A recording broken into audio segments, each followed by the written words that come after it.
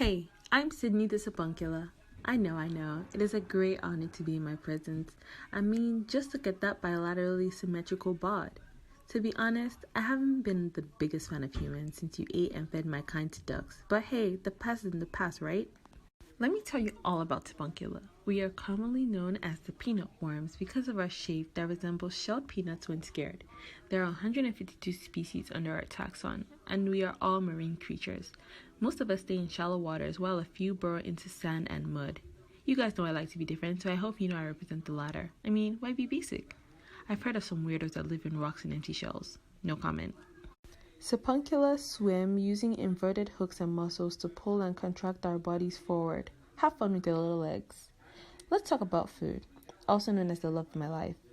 Most of my kind eat detritus, but some like me are more efficient. Remember how I said I burrow into the sand? Well, when I do that, I process the edible parts I find. Efficient, right? Ugh, here comes my cousin, Molly the mollusca. She thinks she's better than me because she's further down the phylogenetic tree. But guess what? I don't even want to be there. The way I see it, she wasn't good enough, so she needed something else to make herself even feel half as good. Hi, Molly. Ugh, hey, Sydney. It's Sydney. We are literally cousins. How do you never get my name right?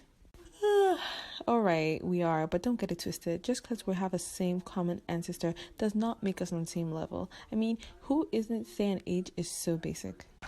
Actually, I'm doing a presentation right now, so if you could just kindly leave. Thank you very much.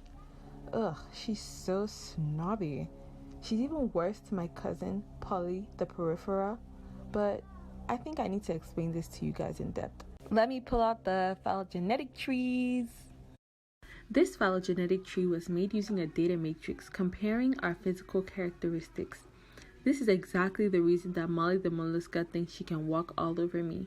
Here, I am most closely related to the peripheral, which are considered pretty basic, hence the bullying of Polly, and she's sitting pretty towards the end.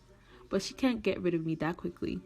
In the next phylogenetic tree, however, this is my 16S phylogenetic tree. Yup, I came with the receipts. This shows our relationship using rRNA sequencing.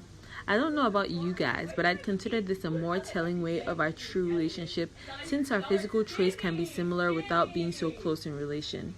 Here I am, most closely related to the one, the only mollusca, specifically clam. I can see Molly shaking in her boots right now. You guys know she's trifling, so I decided to get one of those fancy schmancy trees in a published journal. And guess what it says again? We are related. Although this places me closer to Annelida, which I am often compared to. But that often gets them mad since we're missing some stuff. Just cause I have extracellular digestion, now I'm chopped liver. Like, can we focus on my true column? Now I'm gonna pass this off to Papa Sid because we're gonna talk about love life and stuff. Hey, I'm Papa Sid. Most Sipuncula are dioecious, meaning we have separate male and female organisms. One species of Sipuncula switched it up a bit. We also mostly reproduce sexually, but we do have some species that go through asexual reproduction. This occurs through budding.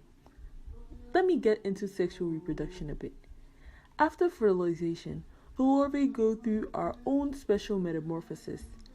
They enter the larvae lithotrophic trochophore stage, next go into the vermiform stage, and finally into its juvenile form. The average length of the grown Sipuncula is 10 centimeters long. We are also sedentary, so we ain't going nowhere. Alright, back to my baby Sid. Thanks, Pops. Oh my gosh, I can't wait to have kids of my own. I just have to convince my boo we're ready for the next step. But enough about that. Well, it's been a nice time hanging with y'all, but it's time for me to go. Can we just appreciate the 3 freshmen that brought me in today? Caitlin, Joshua, and Adaba, y'all are the best. Oh right, they told me that all of this wouldn't have been possible without LMU's biology department, and to give a special thanks to their TA Sarah and Dr. Willette. And again, you're welcome for my presence. Mwah and good night.